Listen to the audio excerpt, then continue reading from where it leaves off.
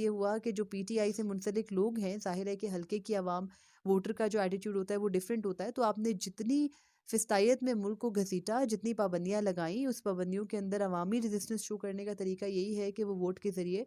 آپ کی ول کو پورا نہیں ہونے دیں گے۔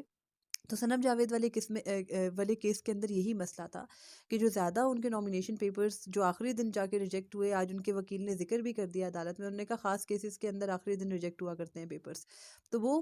یہ مسئلہ بھی ہے کہ صنم جاوید مریم نواز کے مقابلے میں اب الیکشن لڑیں گی، بلا شبہ شاید پورے ملک کا الیکشن ایک طرف، اور یہ دلچسپ ترین الیکشن ہوگا کیونکہ یہاں پر جو وہ ایک تڑی لگائی گئی تھی وہ ہوگی، لیکن ابھی بھی مجھے کہیں نہ کہیں ڈاؤٹ ہوتا ہے کہ ویسے تو جسٹس منیب اختر نے فیصلے میں لکھوایا کہ ان حلقوں کے اندر انہی امیدواروں کے ساتھ آپ ان کو بیلٹ پیپر کے اوپر ان کے انتخابی نشان بھی چھپوائیں اور وہ کریں گے، انتخابات لڑیں گے اور آپ ان کے انتخابات ہونے دیں گے، لیکن سٹل وہ اندر سے جو اس ملک